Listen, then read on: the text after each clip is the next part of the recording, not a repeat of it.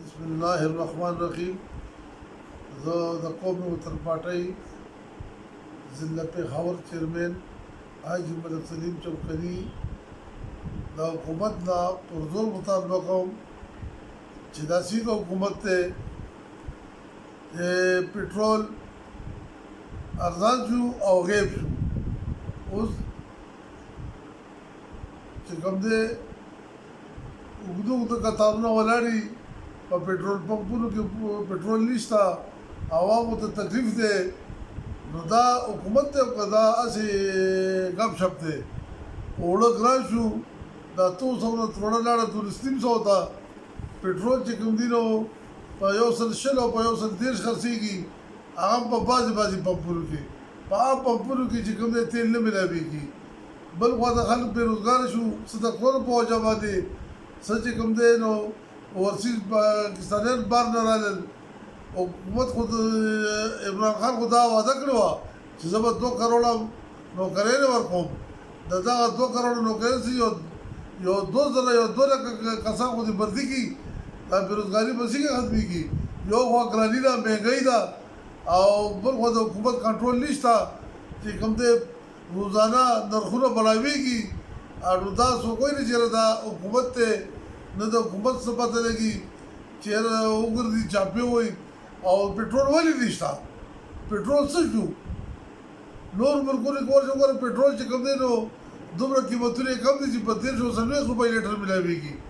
زموږ په حکومت کې د 80 روپۍ لیټر کو او په 15 او چې کوم دی اوس په 6 په 110 باندې خرڅېږي عام بعضې پمپونو کې.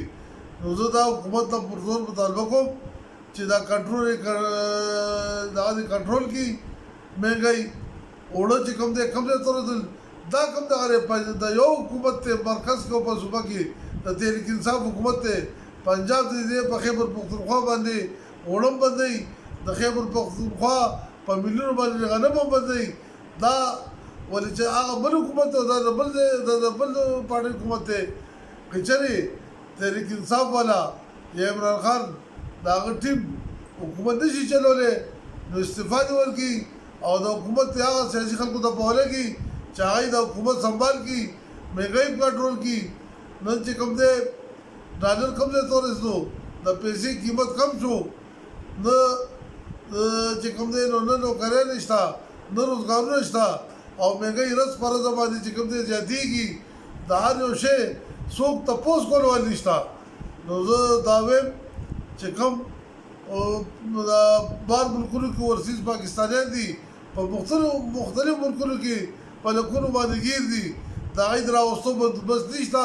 او که راولیم نو د 1,000 ټکټ والا په 1.5 لاک روپۍ او په 1,80,000 روپۍ ورکوي. دا انصاف دی؟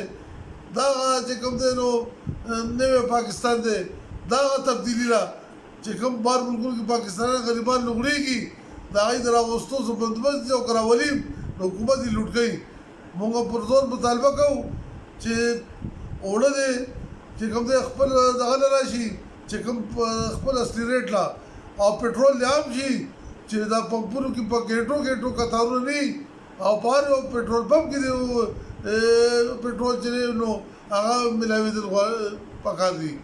نو دا زه دا کوم چې حکومت خو ډېر اعلانات کړي چې موږ به 2 کروړه نوکرۍ نه ورکوو. څه شو د هغه نوکرۍ دي؟ څه شو؟ ټول خلک بېروزګاره دي، او خلک چې کوم دی نو لګیا دي خودکشیانو ته مجبور چې خودکشیان یې وکړو. نو زه ځلې بیا دا کوم چې د پټرولو قلت یې ختم کړی شي، د اوړو مهنګۍ چې کوم د سیوا شوي دي ریټونه، دا د خپل حالت ته راشي. او نور چې کوم دی هر یو شی، چیني ګران، اوړه ګران، پټرول ګران، دا کوم حکومت دا په کوم یو حکومت کې داسې نه شي چې کوم د دې حکومت کې کېږي. والسلام.